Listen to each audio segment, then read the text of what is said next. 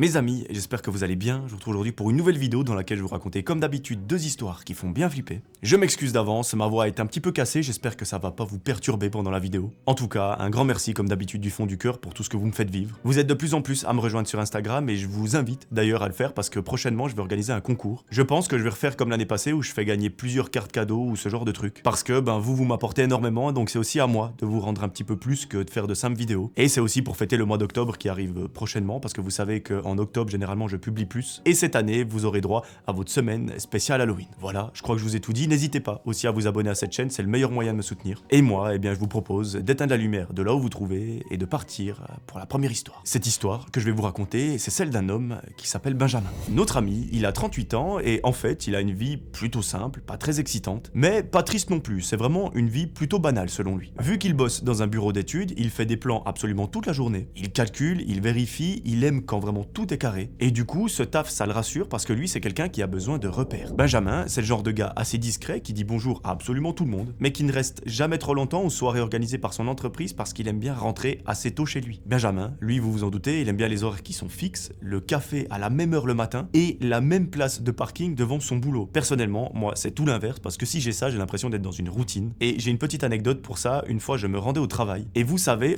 si c'est pas le cas, maintenant vous le saurez, sur les iPhones, en fait, tous les lundis à 9h02 du matin, vous recevez une petite notification qui est bleue ou violette et qui vous montre le temps que vous avez passé sur votre écran la semaine dernière. Tous les lundis à 9h02. Eh bien moi, c'était en été 2024, je m'en souviendrai toute ma vie. Je me rendais au travail et en fait, j'ai remarqué que cette notification, je la recevais tout le temps à la même heure et au même endroit. Donc à 9h02, tous les lundis, j'étais à quelques mètres près au même endroit pour me rendre à mon travail. Après, voilà, c'est normal parce qu'en même temps, je donne des cours, donc les cours, c'est chaque semaine à la même heure et au même endroit. Mais vraiment, quand j'ai réalisé ça, je me suis dit qu'il fallait vite que je sorte de cette routine, sinon c'était terminé pour moi. Voilà, ce qu'il faut retenir de cette anecdote absolument pourrie, c'est que chaque lundi à 9h02 sur iPhone, vous recevez une notification. Et chaque fois que vous la verrez maintenant, vous penserez à moi. Bref, notre ami Benjamin, il sait, ça peut paraître maniaque, mais pour lui, c'est juste une façon d'être un petit peu plus tranquille. Parce qu'en fait, ce qu'il nous dit, c'est qu'il a pas un très grand cercle social, il se sent même un petit peu seul. Il voit de temps en temps ses collègues, d'autres fois c'est un voisin, ou même un pote d'enfance. Rien de fou parce que c'est des moments qu'il considère comme simples et surtout, c'est pas la personne qui parle le plus entre les deux. Donc généralement, quand il voit quelqu'un, il écoute plus que ce qu'il ne parle. Benjamin, il nous raconte que depuis quelques temps, quelques mois déjà, il pense à son avenir mais sans se prendre trop la tête. Ça reste des idées qui arrivent de gauche à droite, mais voilà, c'est pas grand chose. Et en fait, il nous raconte, ce petit filou de Benjamin, que depuis quelques mois, il n'est plus tout seul. En fait, il nous raconte qu'il a rencontré quelqu'un par hasard lors d'un apéro chez des amis d'amis. C'était pas la soirée de l'année, mais ensemble ils ont bien discuté et c'est là qu'ils se sont rencontrés. Donc franchement, pour quelqu'un qui ne fait pas beaucoup de soirées, j'ai l'impression que c'est plutôt cool. Ça lui a permis de s'ouvrir un petit peu, de discuter avec des gens qu'il ne connaît pas et même de rencontrer potentiellement la femme de sa vie. Benjamin, il n'est pas H24 collé à cette femme, mais assez pour dire qu'ils sont en couple. Il l'invite parfois chez lui, c'est un appartement qui est propre, correct. C'est un 2 pièces, mais ça manque clairement de décoration. Parce que c'est Benjamin qui le dit, pas moi. Selon lui, lorsqu'un homme vit seul, c'est terrifiant la décoration. Et moi-même je comprends parce que la décoration, c'est un peu le dernier de mes soucis. Mais ce n'est pas pour me jeter des fleurs, il y a deux copines de deux potes différents qui m'ont dit « Melvin, ton appartement il est décoré comme si tu étais en couple ». Je me jette pas des fleurs, vraiment pour moi c'est un grand compliment. En vrai j'essaie de faire des petites décorations sympas avec des trucs en bois et tout, mais il y a un détail qu'il faut que je règle, c'est qu'il n'y a pas de lampe. Et ça fait déjà 1 an et demi, donc probablement que le jour où je décalerai de l'appartement, elles seront toujours pas là. Mais au moins, j'ai des beaux meubles, donc je sors un petit peu de ce cliché que quand on est seul, l'appartement il est moche. Après, personnellement, je le trouve horrible, mais voilà, c'est encore un autre détail. Benjamin, il nous le dit, son appartement, il est pas moche, mais c'est pas le truc qui nous fait rêver. Et comme il veut que sa copine se sente à l'aise chez lui, il commence gentiment à repenser à ce vieux projet qu'il avait gardé de côté. C'est celui de construire une magnifique maison. Pas un château ou une villa, juste une maison simple, moderne et surtout qui donne envie de rester. Benjamin, cette maison, il la veut depuis toujours, depuis très longtemps, mais actuellement, il la veut non seulement pour lui, mais également pour sa copine. Son but, c'est qu'elle rentre et qu'elle dise que tout est beau et surtout qu'elle se dise « Ah, mais je me verrais bien vivre ici ». À ce moment-là, il se dit qu'il est prêt et que c'est le bon moment. Du coup, il se lance. Heureusement pour vous que je ne construis pas de maison parce que ça s'écroulerait en approximativement, attendez les calculs, 3 heures, 4 heures, un truc comme ça. Donc j'espère que la maison de Benjamin, elle sera un petit peu plus solide. Il nous raconte qu'il sait exactement dans le moindre détail ce qu'il veut. Il a économisé pendant des années, il a appris à faire attention à ne pas gaspiller son argent et surtout à tenir un budget. Et maintenant, il a enfin assez pour pouvoir se lancer et il nous raconte que ça le rend vraiment trop fier. Il sent bien que c'est le moment d'utiliser ce qu'il a gardé, donc tout ce cash mis de côté. Et la première chose à faire, c'est peut-être la plus compliquée, c'est de trouver un terrain. Du coup, eh bien, pendant des soirées, il se met à chercher et surtout à comparer des prix. Il parle avec un agent immobilier et après avec un pote qui s'y connaît vraiment bien dans le domaine. Il prend des notes, il passe des photos, il passe plein d'appels. Il en parle à sa copine pour qu'elle prenne connaissance de son projet. Il lui énumère tout ce qu'il imagine en espérant qu'elle arrivera à se projeter aussi. Et à un moment, il attaque la partie vraiment lourde. Et celle généralement qui fait la plus mal. C'est les devis, les rendez-vous, les signatures, le contact avec la banque, et tout ça, ça lui donne un mal de crâne absolument fou, mais il garde patience parce qu'il sait pourquoi il le fait. Au bout de semaines et de semaines de négociations, il signe enfin pour un terrain, il est un petit peu en retrait, c'est assez calme mais c'est surtout assez proche pour ne pas passer sa vie dans sa voiture. Et vous connaissez maintenant Benjamin, lui il pense à tout. Dans quel angle la lumière du matin va taper sur la fenêtre pour pas qu'on soit réveillé, pareil avec l'ombre en fin d'après-midi, et selon lui, selon ses grands calculs, tout sera nickel. Par contre, la chose qu'il ne voit pas, c'est que quand on construit une maison, on laisse aussi entrer des gens dans sa vie. Et pour Benjamin, c'est à cette phase que ça commence à bouger. Parce que, en fait, cette femme, elle lui parle d'un artisan qu'elle connaît très bien. Selon elle, c'est quelqu'un de sérieux, de confiance, quelqu'un qui fait un travail remarquable. Et Benjamin, il a envie de lui faire plaisir, donc il se dit que c'est une bonne nouvelle, que ça tombe pile poil quand il faut, et surtout, ça va lui faire gagner beaucoup de temps. Clairement, là, notre ami, il se dit que la suite ne peut être que merveilleuse. Et au début, tout va bien. Benjamin est content parce que les travaux avancent et qu'il voit sa maison prendre gentiment forme. Il passe tous les soirs après le boulot pour jeter un œil sur le chantier, il prend des photos, il envoie des comptes rendus à sa copine pour lui dire « chérie, regarde comme le projet il avance, c'est trop cool ». L'artisan que sa copine lui a recommandé, il est là très souvent. C'est un type qui ne parle pas beaucoup mais qui bosse relativement vite, donc ça c'est plutôt cool. Et Benjamin, au début, logiquement, il trouve ça très rassurant. Il se dit qu'un gars silencieux, ça veut dire un gars très concentré, très méticuleux, et comme il n'a pas envie de perdre de temps à chercher quelqu'un d'autre, il lui fait totalement confiance. Les premières semaines, ça a l'air absolument parfait. Le terrain est propre, les livraisons arrivent à l'heure. Benjamin, il se dit que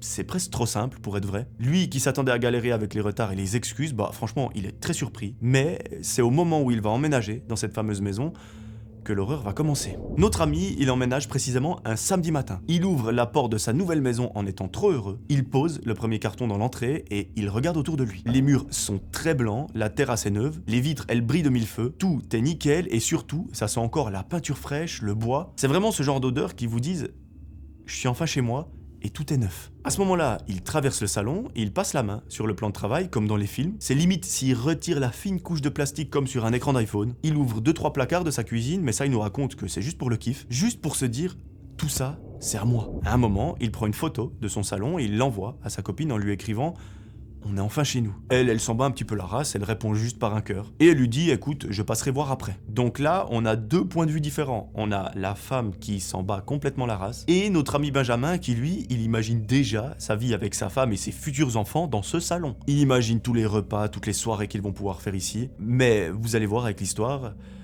c'est pas garanti que ça se passe. La journée de samedi, elle se passe très bien. Il fait des allers-retours avec le camion, il y a plein de choses à porter, des meubles, des cartons, enfin...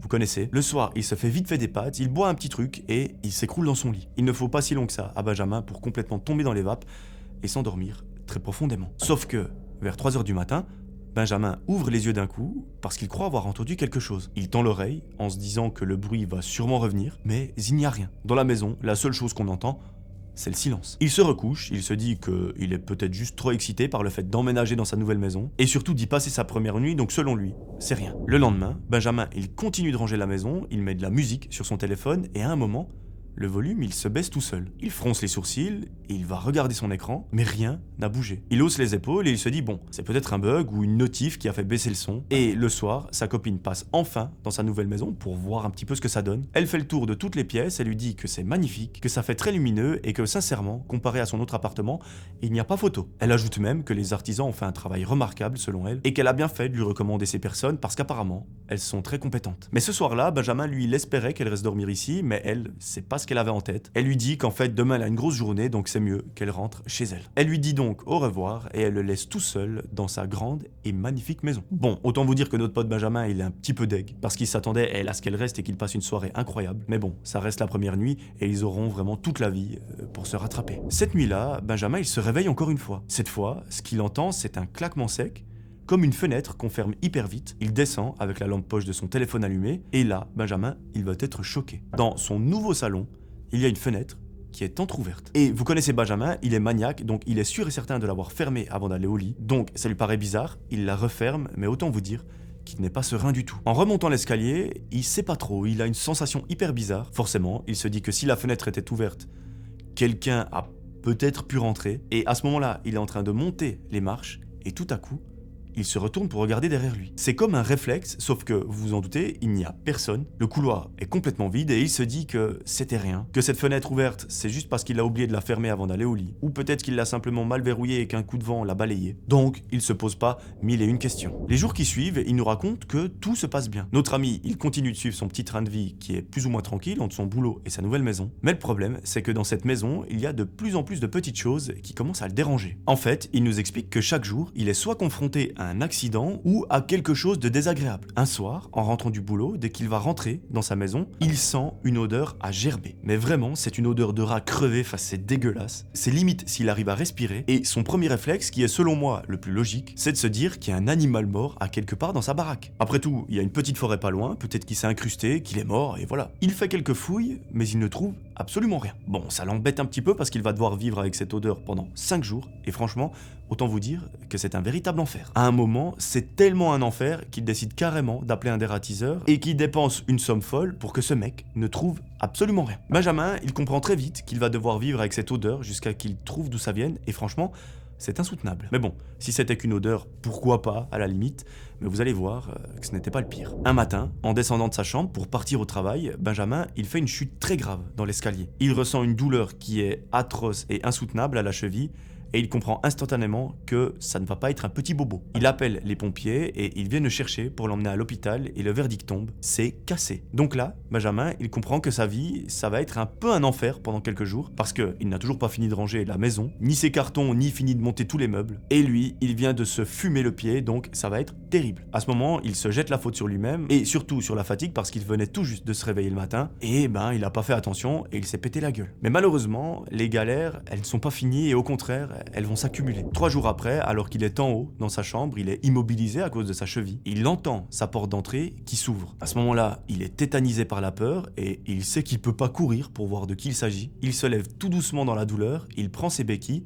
et il descend voir. Après de longues minutes à essayer de descendre les escaliers sans trop tomber, il voit que la porte d'entrée est entrouverte et il ne comprend rien du tout, parce qu'il est sûr et certain d'avoir bien fermé la porte. Du coup, il s'approche de celle-ci, il la referme, et au moment où il claque sa porte, une des vitres qu'il y a dans le salon explose en 1000 morceaux. Là, franchement, c'est beaucoup de malchance qui s'abat sur notre ami Benjamin. Déjà qu'il peut à peine marcher, là, il va devoir tout nettoyer. Mais cet événement, ça déclenche quelque chose chez lui, et il va commencer à se poser des questions. Il se dit, mais est-ce que quelqu'un ne rentrerait pas par hasard chez moi? Parce que l'odeur de rat crevé, les bruits qu'il entend la nuit, finalement, est-ce que ce serait pas quelqu'un qui serait derrière tout ça? Peut-être même quelqu'un qui a le double des clés de chez lui et qui serait venu mettre un animal mort, quelque part évidemment où il ne pourra pas le trouver. Enfin bref, toutes ces théories, ça fuse un petit peu dans sa tête, mais ça lui paraît pas trop probable. Mais voilà, ça lui traverse l'esprit. Et mes amis, c'est le lendemain soir que tout va s'enchaîner très vite. En fait, Benjamin il nous explique qu'au-dessus de sa chambre, il y a le grenier. Et ce soir-là, quand il va bien tendre l'oreille,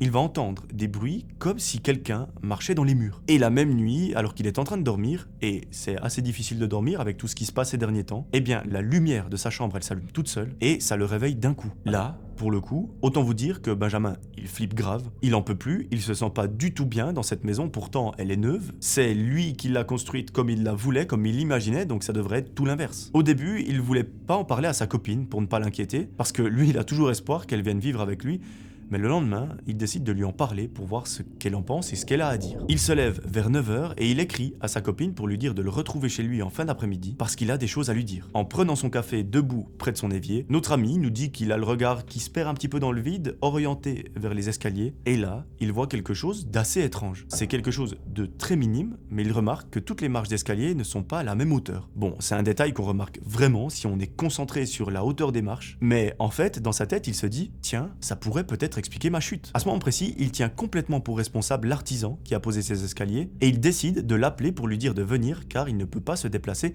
avec sa cheville. En fin d'après-midi, l'artisan arrive et vous allez voir que ce qu'on va découvrir, ça dépasse tout ce qu'on aurait pu imaginer. Il arrive chez Benjamin et notre ami, il commence à lui montrer les marches d'escalier qui ne sont pas bien faites. Il dit clairement à l'artisan, en gros, t'as fait un travail de merde, qu'à cause de toi, je me suis pété la gueule et que tu vas devoir réparer tout ça. Sauf que la réaction de l'artisan, elle va pas du tout être celle qu'on peut imaginer. Il se contente, en gros, d'écouter Benjamin parler, et il sourit calmement. Du coup, vous imaginez bien, Benjamin, à ce moment-là, il a envie de se battre parce que ça l'agace. Il hausse le ton et lui dit « Mais gros, arrête de te moquer de moi ». C'est là que l'artisan, il part en vrille complètement. Il lui dit « Non, non, c'est toi qui te fous de ma gueule parce que je sais bien que tu sors avec ma femme ». Benjamin, il comprend rien du tout, il lui dit « Je crois pas ». Que lui, il sort avec une femme qui s'appelle Eva et en entendant ce prénom, l'artisan, il a la confirmation que Benjamin sort bien avec sa femme. Du coup, sa réaction, c'est de se jeter sur lui et il commence à se battre. Notre ami, il tombe au sol, mais comme il a la cheville cassée, il n'a pas du tout l'avantage et il peut juste pas se relever. Et en plus de ça, dans sa tête, il se dit « Mais attends, je suis chez moi, je suis en train de me faire péter la gueule par un mec qui a fait un travail de merde, enfin c'est quand même le comble. » Il essaye de se défendre comme il peut,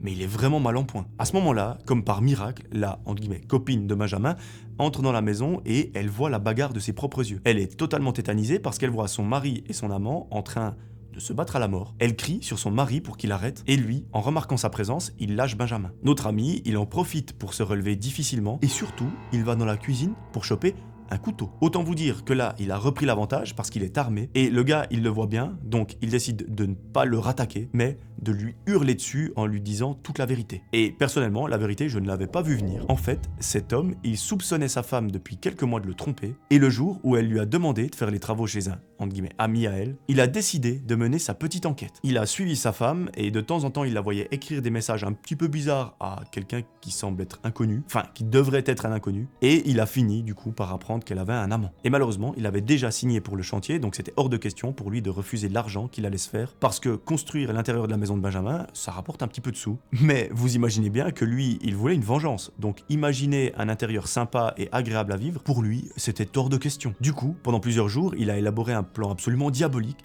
et il a tout mis à exécution. Il a fait exprès que rien ne soit posé et mesuré correctement, d'où l'écart dans les escaliers qui a causé la fameuse chute de Benjamin. Et vous vous souvenez, il y avait aussi cette histoire de rat crevé. Bah ça venait de lui aussi. En fait, il avait bidouillé les canalisations pour que ça pue la merde dans toute la maison. Non mais quand je vous dis que ce mec c'est une pourriture, c'est vraiment une pourriture. Par exemple, il avait fait exprès de poser mal le verrou de la porte d'entrée pour qu'elle s'ouvre toute seule, et aussi de mal poser les fenêtres pour que quand il y ait des gros coups de vent, eh bien, elles éclatent en 1000 morceaux. Est-ce qu'on peut dire que c'est un artisan de merde? J'ai l'impression que là, on a la réponse. Donc là, imaginez-vous la situation, Benjamin, il est devant cet homme qui lui hurle dessus, et devant une personne qu'on peut considérer entre guillemets comme sa petite amie. Du coup, il sait pas vraiment comment il doit réagir, il est juste abasourdi. Il se contente simplement de leur dire dégagez de chez moi avant que j'appelle la police. Du coup, l'artisan et sa femme, qui est à la fois la copine de Benjamin, ils quittent la maison, et Benjamin, il claque la porte. Il pensait être complètement fou, mais en fait non, c'était cet homme qui avait piégé sa maison. L'électricité était pourrie, donc forcément il y avait des grésillements et des lumières qui s'éteignaient, qui se rallumaient toutes seules. Les bruits au grenier, il ne sait pas vraiment, mais il estime que c'était le bois qui travaillait. Enfin bref, le mec a rien trouvé d'autre comme vengeance que de pourrir la maison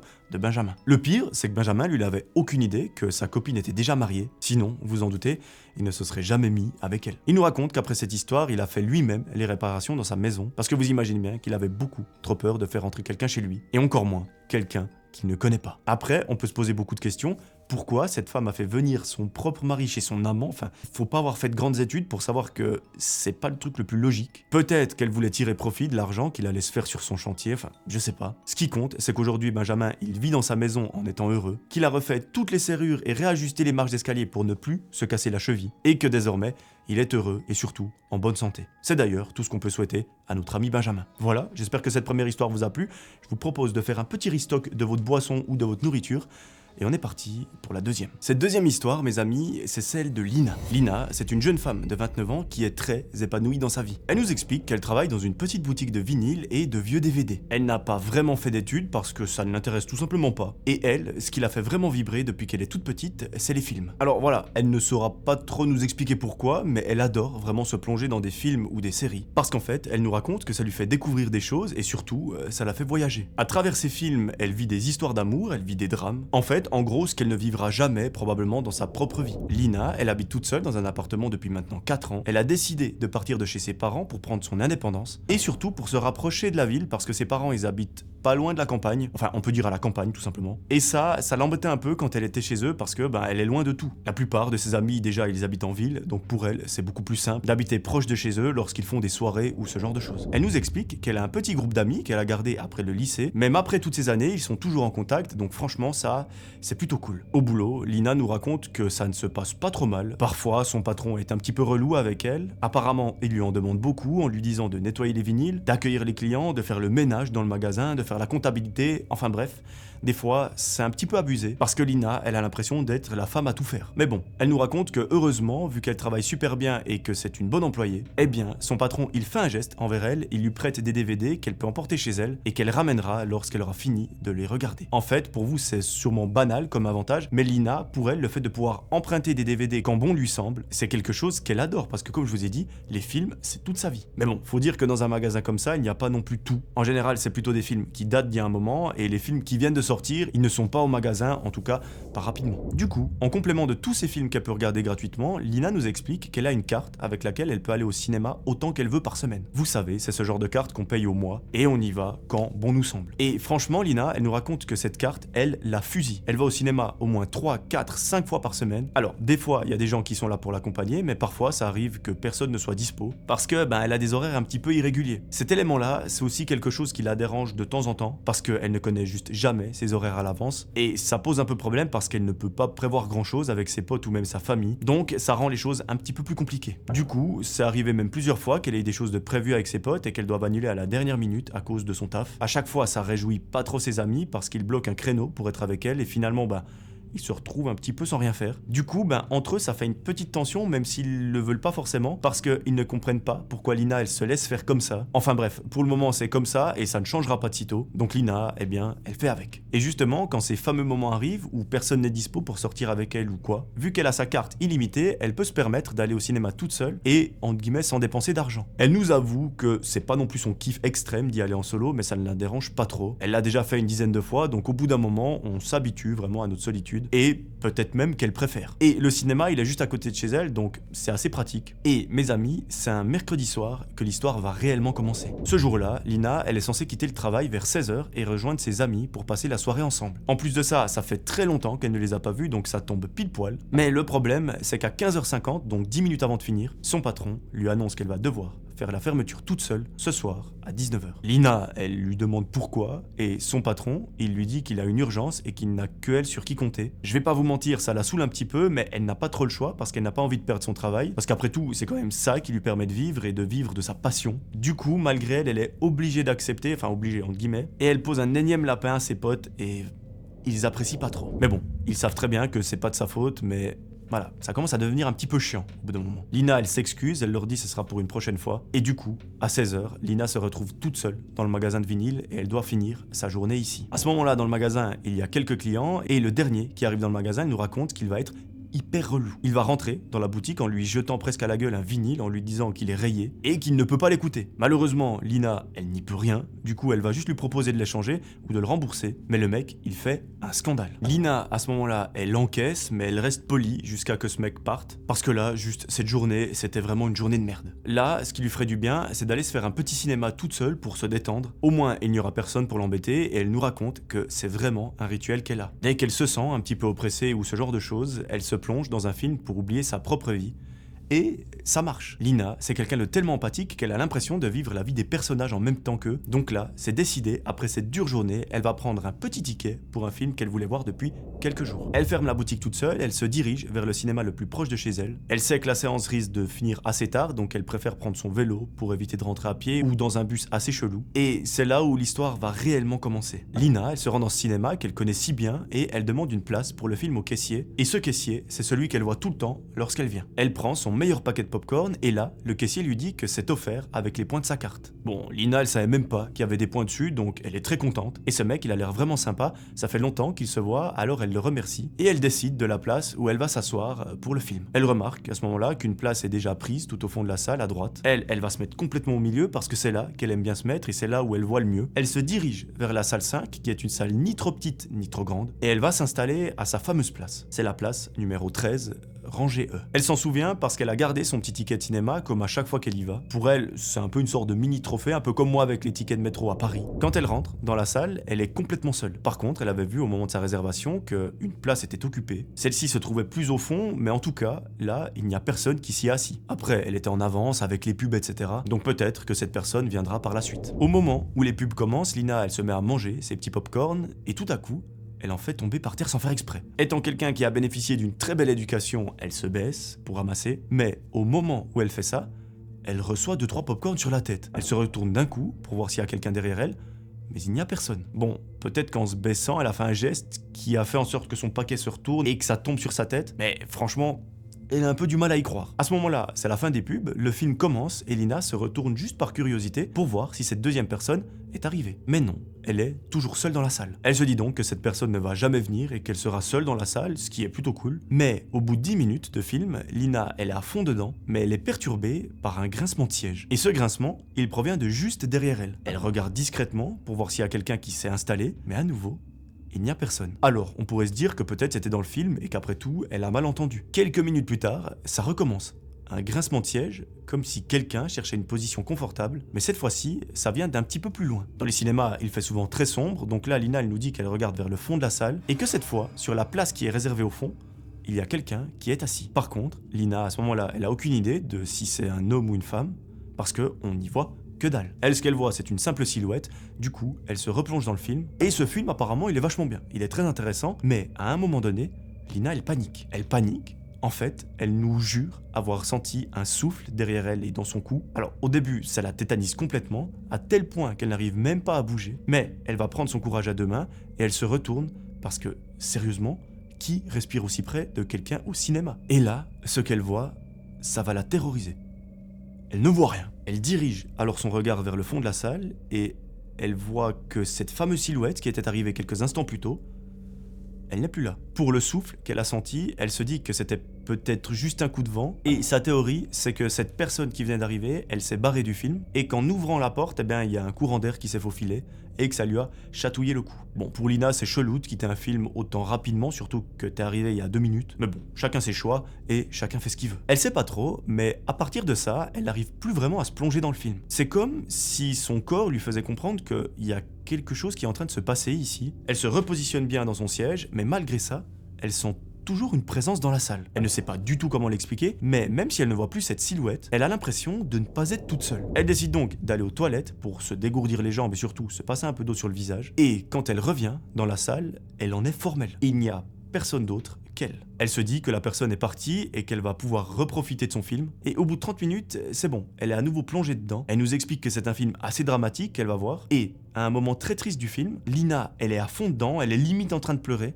Mais là, elle va entendre quelque chose. Ce quelque chose, c'est un rire qui provient de la salle. Alors là, vous imaginez bien, c'est impossible que ça vienne du film parce qu'on a affaire à une scène triste. Elle regarde encore une fois derrière elle, mais il n'y a personne. Aucun autre spectateur n'est avec elle dans la salle. Je vous rappelle, elle est toute seule dans la salle. Mais alors, d'où vient ce fameux rire? Là, tout de suite après, elle entend un grincement d'un siège comme si quelqu'un venait de s'asseoir encore une fois. Mais quand elle se retourne, toujours rien. Bon, ça commence un petit peu à la gaver, elle a peur de sortir de la salle et de se faire choper par quelqu'un au passage, mais en même temps, elle a peur de rester dans la salle, donc il faut trouver une solution. Elle prend son courage à deux mains, elle sort pour aller voir le caissier pour lui demander si la personne qui était censée être là dans la salle en même temps qu'elle est toujours dans le cinéma, sauf que quand elle arrive au guichet, il n'y a personne. Après tout, le caissier, c'est pas impossible qu'il soit en pause, alors là, elle se demande bien ce qu'elle va pouvoir faire. Soit elle y retourne, soit elle part, mais elle se dit que ce serait ridicule de partir maintenant, que c'est sûrement son imagination qui lui joue des tours, surtout après une longue journée de travail comme ça où elle est juste fatiguée. Elle retourne dans la salle, mais cette fois-ci, elle va changer de place. Elle va se mettre un tout petit peu plus haut et plus vers le côté. Elle sait pas trop pourquoi elle fait ça, mais elle se dit qu'au moins s'il y a un truc,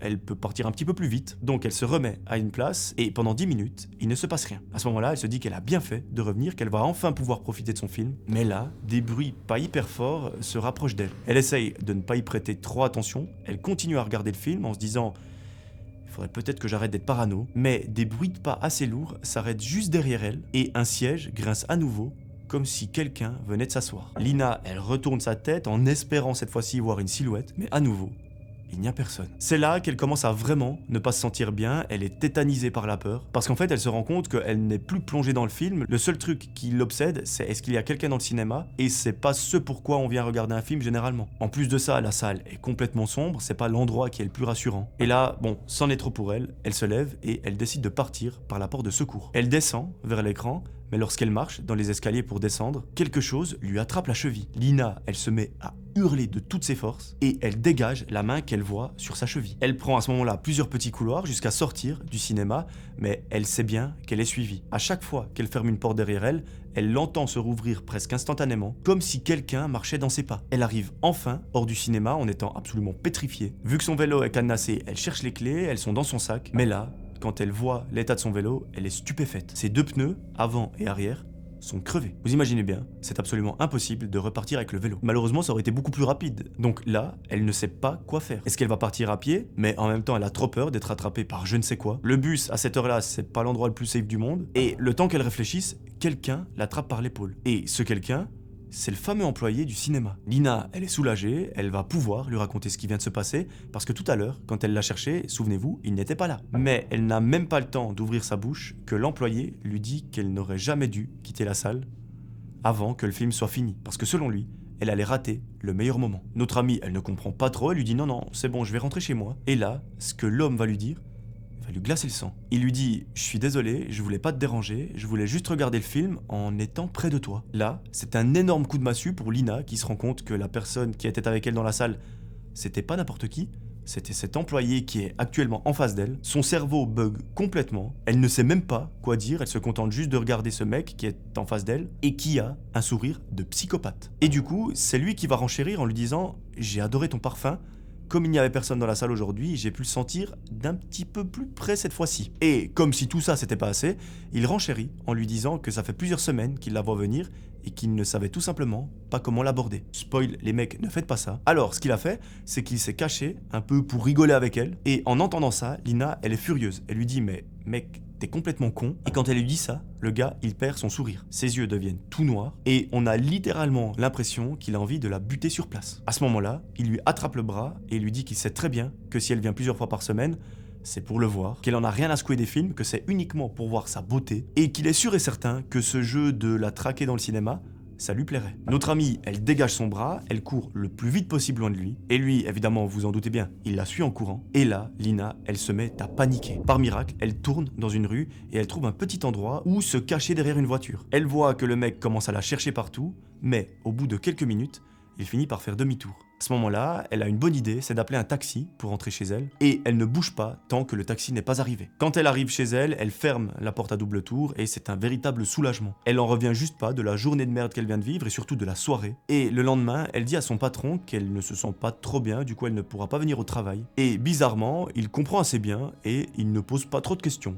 C'est assez bizarre, mais voilà, tant mieux. Lina, elle décide d'aller voir ses amis et de leur raconter tout ce qui s'est passé. Et autant vous dire que tout le monde est sous le choc. S'il y a bien un truc dont on est sûr, c'est que Lina n'a jamais remis les pieds dans ce cinéma. Et j'ai presque envie de dire tout est bien qui finit bien. Mais par contre, ce qu'elle nous raconte, c'est qu'elle a beaucoup de séquelles psychologiques. Parce que, en fait, de se dire qu'elle est allée pendant plusieurs mois voir des films dans ce cinéma et que ce mec a fait une fixette sur elle à ce point, de là à la traquer, lui toucher la jambe, enfin, des trucs super bizarres, eh bien ça l'a fortement traumatisée. On espère qu'aujourd'hui ça ira, et en tout cas qu'elle ne retournera jamais là-bas, mais qu'en tout cas sa passion des films restera, parce qu'avoir une passion c'est juste la meilleure chose au monde. En tout cas, si je peux vous donner un petit conseil les mecs, je suis pas le pro en séduction ni en drague, mais c'est selon moi pas la meilleure façon d'aborder une femme. Donc vraiment, évitez, s'il vous plaît, ce genre d'approche. Et si vous pensez que c'est une bonne approche, n'hésitez pas à vous dénoncer directement au commissariat le plus proche. Je suis sûr qu'ils feront beaucoup de choses avec vous. Voilà, j'ai fini ces deux histoires, j'espère qu'elles vous auront plu. Les mécaniques sont un petit peu différentes. La deuxième, on est à la fois dans une histoire d'horreur, à la fois dans une histoire un peu bizarre. C'est pas la plus horrifique que j'ai racontée sur la chaîne, mais j'espère qu'elle vous aura quand même plu. D'ici la prochaine vidéo, n'hésitez pas à me rejoindre sur Instagram. Abonnez-vous, on est bientôt 10 000 et aux 10 000, je vous rappelle, je vais faire un concours pour que vous gagniez beaucoup de choses. C'est un des seuls moyens que j'ai pour vraiment vous remercier. C'est un petit peu nul, mais c'est déjà ça. Et abonnez-vous à la chaîne YouTube pour ne louper aucune vidéo. Au mois d'octobre, il y aura plus de vidéos que là, donc vraiment le rythme est incroyable. En attendant, j'aimerais que vous preniez soin de vous. C'était Melvin, ciao tout le monde.